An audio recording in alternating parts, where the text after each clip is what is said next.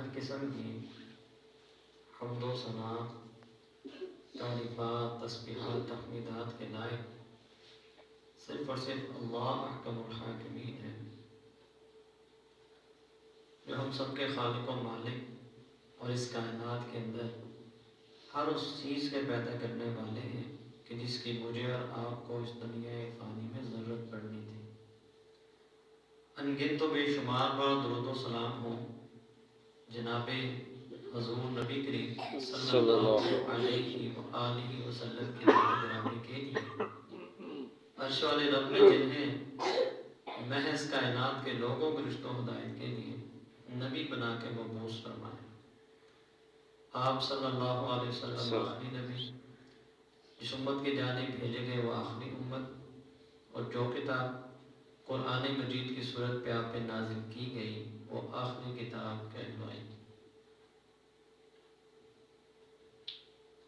اللہ تعالیٰ ارشاد فرماتے ہیں، کہہ دیجئے کہ پاک اور ناپاک کبھی برابر نہیں ہو سکتے، خواہ ناپاک کی کثرت تمہیں کتنی ہی اچھی کیوں نہ لگے۔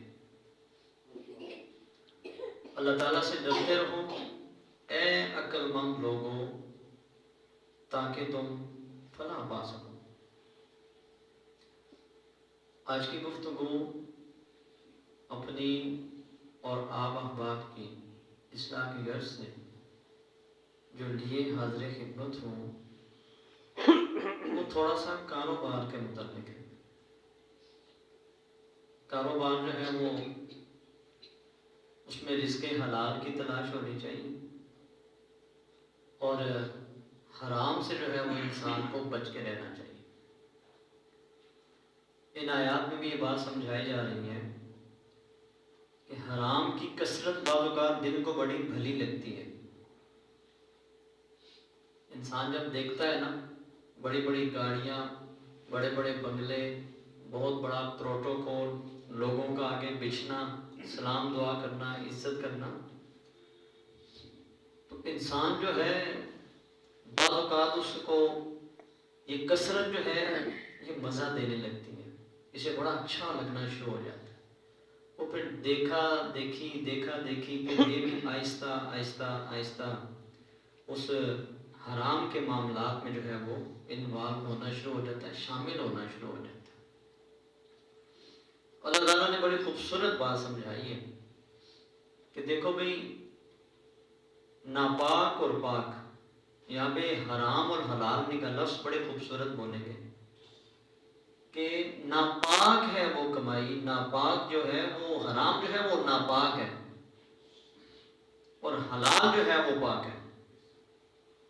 قرب قیامت حضور نبی کریم صلی اللہ علیہ وسلم نے ارشاد فرمایا تھا کہ آدمی جو ہے وہ دیکھے گا ہی نہیں کاروبار میں کہ کیا یہ حلال ہے یا حرام ہے، بس پیسہ آنا چاہیے، جیسے ہو جس طرح ہو، گھر کا چھوٹا بڑا ہر بندہ بس پیسے میں دیکھے کہ پیسہ کس طرح آئے گا۔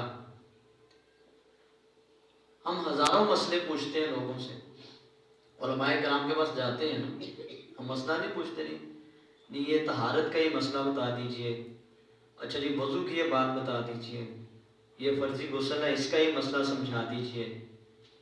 کیوں جی؟ میں پاک رہنا چاہتا ہوں، میں پاک اور صاف رہنا چاہتا ہوں۔ کیوں؟ میرے کپڑے پاک ہوں، میرا جسم پاک ہو، میں اللہ کے حضور میں نے سجدہ دینا ہوتا ہے۔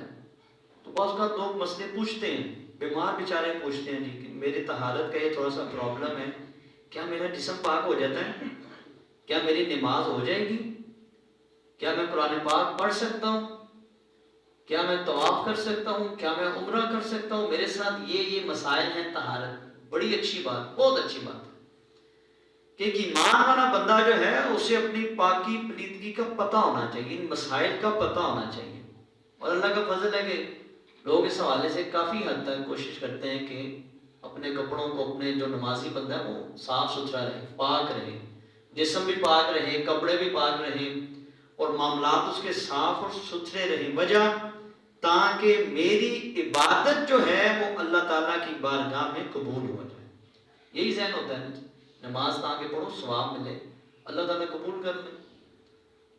قرآن پاک پڑھو اللہ قبول کر لے، جو بھی میں کام کروں اللہ تعالیٰ قبول. اس لیے میرے معاملات پاک اور صاف ہونے چاہیے. بڑی عجیب سی بات ہے کہ ایک طرف تو اس پاکی اور پلیدگی کا اتنا زیادہ جو ہے وہ اہتمام کیا جاتا ہے، بڑی اچھی بات ہے. عجیب بات یہ ہے کہ اس پاکی پلیدگی کو ہم دیکھتے ہیں، یہ حدیث کا ایک ٹکڑا ہے جو میں نے بات کی نا، حدیث مبارکہ کا ایک ٹکڑا ہے. وہ کیا ٹکڑا ہے جی؟ آپ علیہ السلام نے ارشاد فرمایا کہ اللہ تعالیٰ وضو کے بغیر جو ہے وہ نماز قبول نہیں کرتا. مطلب طہارت اور پاکی کے بغیر نماز قبول نہیں ہوتی، سب کو پتہ ہے اس مسئلے کا. لیکن اسی حدیث مبارکہ کا دوسرا ٹکڑا یہ ہے کہ اللہ رب العالمین حرام مال کا صدقہ قبول نہیں کرتے. مال اگر حرام ہوگا تو صدقہ قبول نہیں ہوگا. اے کاش کہ میں پھر کمائی کے متعلق بھی ذرا سوچوں نا، کہ جیسے ظاہراً میں کہتا ہوں کپڑے صاف ہو، جسم صاف ہو، تو روحانی اعتبار سے مجھے اپنی جو ہے وہ پاکی پلیدگی کا بھی خیال رکھنا چاہیے نا.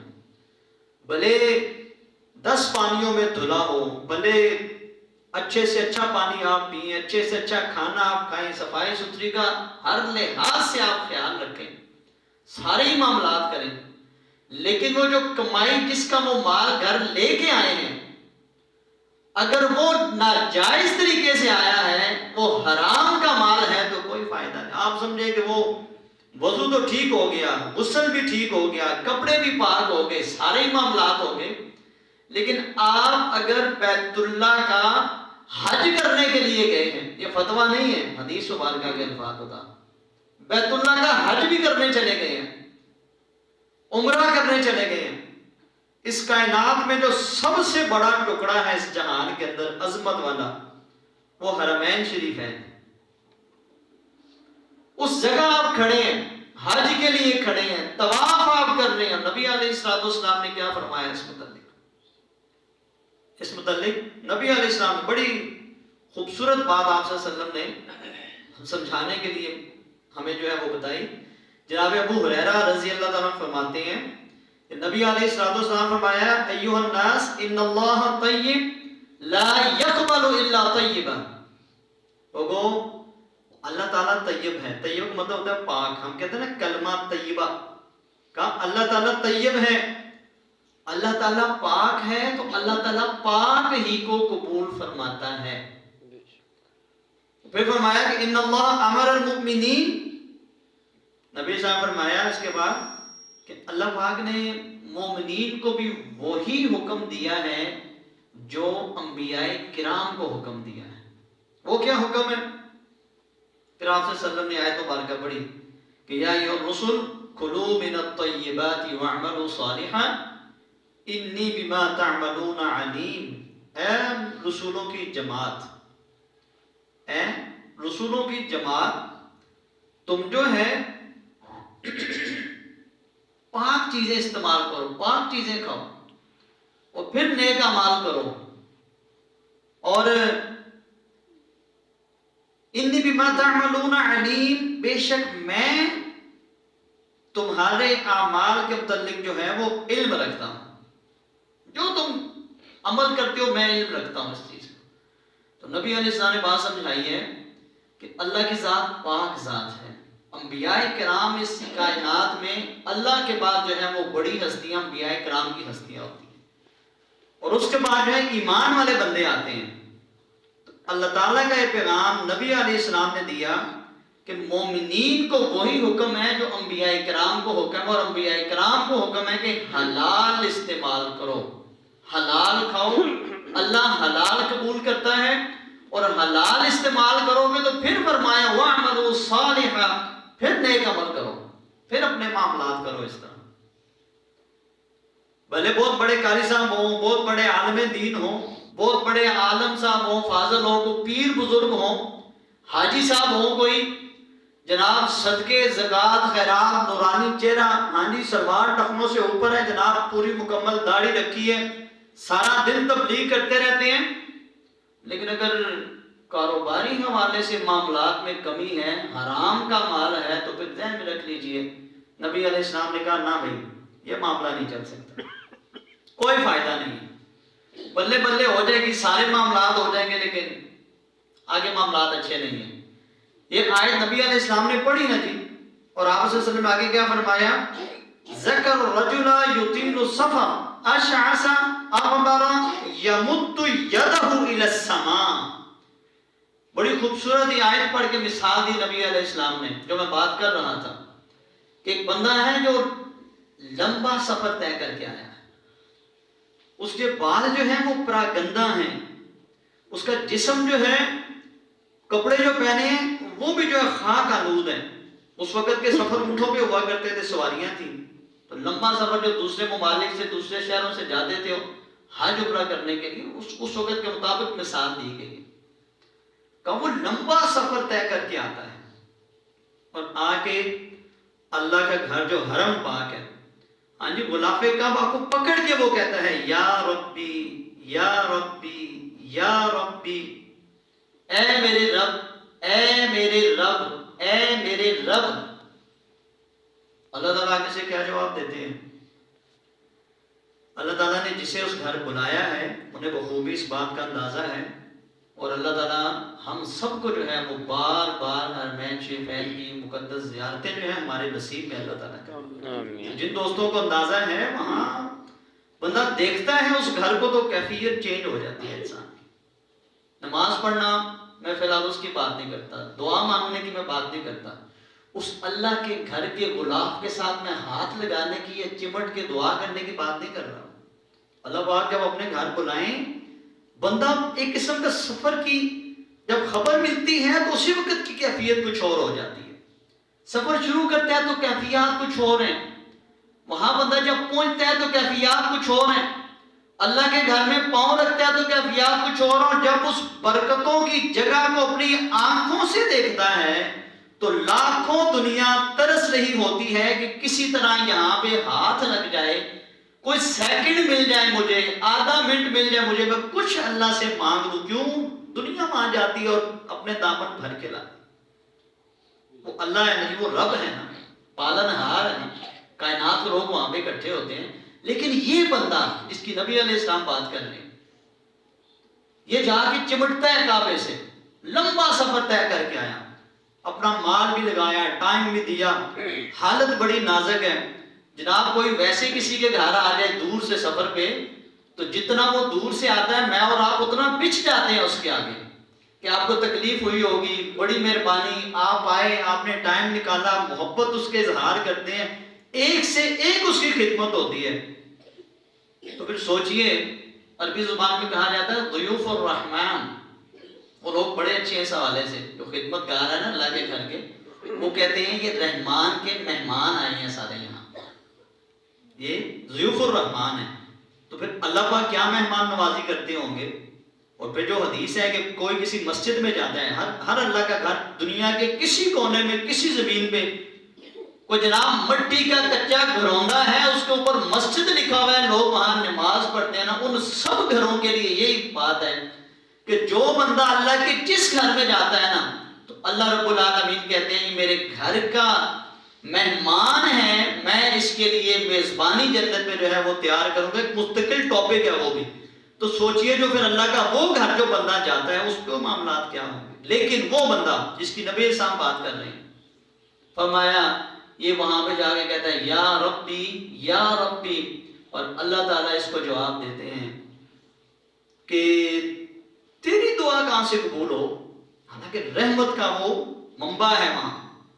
اللہ تعالیٰ سے بندہ ہے تیری دعا میں کیسے قبول کروں، مطعمک حرام، تو جو کھاتا تھا حرام کھاتا تھا، مشربک حرام، تیرا پینا جو ہے وہ حرام کا پینا تھا، ملبسک حرام، جو تو لباس پہن کے آیا ہے یہ بھی حرام کے پیسوں سے تو نے کمایا ہوا ہے۔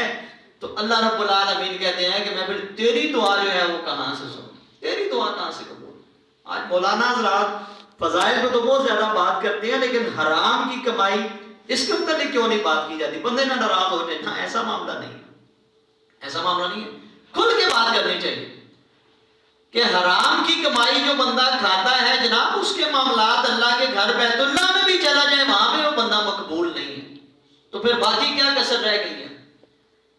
آج ہمارے یہاں ساتھ حج نمازیں بھی ہو رہی ہیں، ساتھ سود پہ لوگوں کو پیسے بھی لوگ دے رہے ہیں جی، سارا کچھ ہو رہا ہے، اور ساتھ جناب ہر معاملات الٹے سیدھے بھی ہو رہے ہیں، دکان پہ وہ 2 نمبریاں بھی چل رہی ہیں، وہ کوالٹی اور کوانٹٹی کا جو ایک معیار تھا کہ جناب وزن بھی، کوالٹی بھی اچھی ہو، وزن بھی پورا ہو، سارے معاملات ہوں، جو دکھایا وہی دینا، وہ کہاں گیا چیزیں؟ ہاں جی، پراپرٹی ہے، دینے لگے جب، تو جناب اس وقت معاملات کچھ ہو رہے ہیں، جب سودا ہو گیا، بیانہ پکڑ لیا، بندہ جب پھنس گیا، اسٹام ہو گئے، تو پھر کئی باتیں نکلیں گی، اچھا نہیں یہاں سے یہ تھا تو وہاں سے وہ تھا، تو یہ اس طرح تھا تو وہ اس طرح۔ سوچے ذرا کس کاروبار کی بات کریں گے؟ چیز لینے جائیں دکھائیں گے کچھ، جب وہ ڈال کے دیں گے تو کچھ اور ہوگا۔ ڈیڑھ والے بندے نہیں چھوڑتے، اللہ ماشاءاللہ میں سب کی بات نہیں کرتا، اس کی بھی کوشش ہوتی ہے کہ جو فروٹ میں نے سامنے لگایا تھا نا، یہ صرف آپ کو کھینچنے کے لیے تھا، جو دینا ہے وہ پیچھے والا جو میرے منہ کے آگے پڑا ہوا، تو پھر بتائیں معاملات کہاں سے ہوں گے؟ پھر آپ کے اللہ دعائیں نہیں سنتا؟ بھئی تو اللہ کے گھر حرم پاک میں چلا جائے، تیری وہاں بھی نہیں سنی جانی ہے، میں نہیں کہہ رہا، حضور نبی کریم صلی اللہ علیہ وسلم نے ارشاد فرمایا۔ تو میری بات کا خلاصہ یہ ہوا، میں اپنے آپ اور آپ کے لیے، جیسے وضو کے بغیر نماز نہیں ہوتی، اسی طرح حلال کمائی کے بغیر جو ہے وہ معاملات بھی قبول نہیں ہوتے اللہ تعالیٰ کے۔ اس کا بھی خیال کر لیا کریں، یہ مجھے اور آپ کو بہت توجہ کرنی چاہیے۔ اللہ رب العالمین سے دعا ہے، جو میں نے کہا، جو آپ نے سنا، اللہ تعالیٰ اس پہ عمل کرنے کی توفیق عطا فرمائے۔ وما علینا الا البلاغ المبین۔ کہ تیرا جانور کیوں آیا میری زمین پہ؟ تو نبی علیہ السلام نے فرمایا کہ وہ جانور جو اس باڑ کے قریب قریب بھی وہ کھا رہا ہوتا ہے نا، ڈر ہوتا ہے کہ وہ چلا جائے گا اور بس پھر ہو گیا کھانا خراب، آ کے لڑائی جھگڑے اور معاملات ہیں، ہوتا ہے نا اس طرح، اس باڑ سے بھی۔ تو یہ حرام کی مثال نبی السلام نے دی ہے کہ جو اللہ کی حرام جو معاملات ہیں نا، حرام کا، تو اس کے جو قریب بھی ہوگا، ڈر ہے کہ وہ ادھر چلا جائے گا۔ آپ صلی اللہ علیہ وسلم نے ڈرایا کہ شبہ والی چیزوں سے بچو، دور رہو اس سے۔ اور اس کی بڑی خوبصورت مثال جناب ابوبکر صدیق رضی اللہ تعالیٰ، ایک مرتبہ آپ جو ہے وہ ایسے ایک ان کا غلام تھا، اس نے کچھ دیا کھانے کو، تو ابوبکر صدیق کھا گئے۔ تھوڑی دیر کے بعد بات چیت ہوئی، اس نے کہا حضرت پتہ ہے آپ کو کہ یہ میں کیسے مجھے ملا یہ؟ کہا جی کیا، کیسے ملا؟ کہا سر میں نا پہلے وقتوں میں، پرانی بات ہے، ایک بندہ نا جیسے ہمارے یہاں نہیں ہوتے نجومے ہوتے ہیں یا حساب کتاب کرنے والے لوگ ہوتے ہیں، تکے پہ بس بندے کو بتا دیا اور معاملات کر دیے، یہ آج سے نہیں، یہ صدیوں سے چلی آ رہی ہے روایت۔ کہتے جی مجھ سے ایک بندے نے کوئی بات کی تھی، میں نے تکے پہ کہہ دیا تھا جس طرح ہوگا، تو وہ معاملہ اس کا ہو گیا۔ آج وہ کافی عرصے بعد ملا ہے، اپنا سامنا ہوتا کہ حضرت یہ تحفہ قبول کر لیں، تو میں نے وہ تحفہ لے لیا تھا۔ تو حضرت ابوبکر صدیق نظر اسی وقت اپنے گلے کے اندر جو ہے نا انگلی ماری ایسے اور کہہ کر دی، کیوں؟ مشکوک چیز، کہانت جو ہے جو اس نے کہا تھا وہ پرانی بات اور ناجائز بات اس نے کی تھی، اس کے بدلے اسے جو ہے وہ رزق ملا تھا، وہ ابوبکر صدیق انہوں نے فوراً جو ہے وہ کہہ کر، یہ تھا شبہات سے بچنے کا معاملہ۔ جناب عمر رضی اللہ عنہ کو دودھ دیا غلام نے آ کے، آپ نے قبول کر لیا، وہ پی لیا، تو پوچھا یار یہ دودھ کہاں سے آیا، اچھا لگا دودھ، کیسے کیا معاملہ ہے؟ اس نے کہا نہیں وہ میں گیا تھا فلاں جگہ پہ، تو وہاں مالے جو ہے نا زکوٰۃ اس کے اونٹ سے، تو مسافروں کو نا دودھ دے رہے تھے، میں بیٹھا تھا، مجھے بھی انہوں نے دے دیا، تو میں بھی لے آیا، میں نے پیا، ساتھ آپ کو انہوں نے اسی وقت کیا کر دی کہ اللہ کے بندے کیا کر دیا تو نے میرے ساتھ؟ یہ زکوٰۃ کا مال ہے، یہ زکوٰۃ والے لوگوں کو ملنا چاہیے۔ دودھ ایک پیالہ دودھ ہی پیا ہوگا، کیا ہے ہمارے ہاں جو ادھر زکوٰۃ لینے والے جو لوگ ہیں، اللہ تعالیٰ رحم کرے۔ یہ جو گورنمنٹ کی اسکیمیں آتی ہیں، میں نے آنکھوں سے لوگوں کو دیکھا، اپنے ڈبل سٹوری مکان ہے اور وہ سب سے بڑا غریب ہی وہ بنتا ہے جو کسی کونسلر کا جاننے والا ہے، جو کوئی چیئرمین زکوٰۃ کا جاننے والا ہے، پتہ نہیں انہوں نے کیا اور کیا اور کیا گن جو ہے وہ کھلا رکھے ہیں، اللہ تعالیٰ رحم کرے۔ تو ڈرے ان باتوں سے، وہ کہیے میرا حق ہی نہیں بنتا اس پہ۔ اور ہمارے ہاں جب بھی کوئی ایسی چیز لینے کی باری آتی ہے، بڑے بڑے لوگ غریب بن جاتے ہیں۔ یاد رکھیے گا کہ بہت ساری چیزیں آپ ہاسپٹل میں جا کے اپنا فارم فل کر دیتے ہیں نا، جی کوئی بات نہیں کوئی بات نہیں، وہ آپ کو زکوٰۃ کے مال میں سے بہت اوقات کام ہو رہے ہوتے ہیں آپ کے، اور ہم لاکھوں روپیہ وہ ہڑپ کر جاتے ہیں، کیوں نہیں، میں غریب آدمی ہوں. تو غریب نہیں، ابھی تو صاحب حیثیت ہے، تو کسی غریب کا حق کھا رہا. حرام کی ایک لت پڑ چکی ہے ہمارے معاشرے کے اندر. تو مجھے اور آپ کے اس معاملے میں احتیاط کرنی چاہیے. رزق کے حوالے سے اللہ کا وعدہ ہے، آخری بات خطبے کی، کہ وعدہ یہ نہیں ہو سکتا کہ رزق آپ کا چھوٹ جائے. جو خدا نے دینا ہے وہ دینا ہی دینا ہے آپ کو. میں نے پہلے بھی روایت بیان کی تھی کہ نبی علیہ السلام نے کہا جبرائیل میرے پاس آئے اللہ کا پیغام لے کے، کہ اس وقت تک بندہ مر نہیں سکتا جب تک اپنے حصے کا رزق نہ حاصل کر. یہ وعدہ ہے اللہ کا. کوئی اگر یہ سمجھتا ہے میں جھوٹ بول کے دھوکہ دے کے جناب میں شاید زیادہ کما لوں گا، تو اللہ کی قسم ہے وہ ایک دانہ نہیں اپنے رزق سے زیادہ کھا سکتا. ملنا اس کو تھا، حلال کا ملنا تھا، پتہ نہیں کب ملنا تھا، اس نے جلدی کی اور حرام اپنے پیٹ میں ڈال لیا، بچوں کے منہ میں ڈال دیا، کسی کا حق مار کے کھانا خراب کر گیا وہ اپنا بندہ. تو نبی صاحب فرمایا جبرائیل نے مجھے کہا اپنی روزی لے کے، رزق لے کے بندہ مرے گا. ہاں ایک بات کہیے گا لوگوں کو، لہٰذا رزق کے معاملے میں جو ہے نا جائز اور حلال رزق کی لوگ تلاش کریں. یہ مجھے بھی حکم ہے اور آپ سب کو بھی. اللہ رب العالمین سے دعا ہے جو میں نے کہا، جو آپ نے سنا، اللہ تعالیٰ سے ایمانوں میں سمجھ کے عمل کی توفیق عطا فرمائے.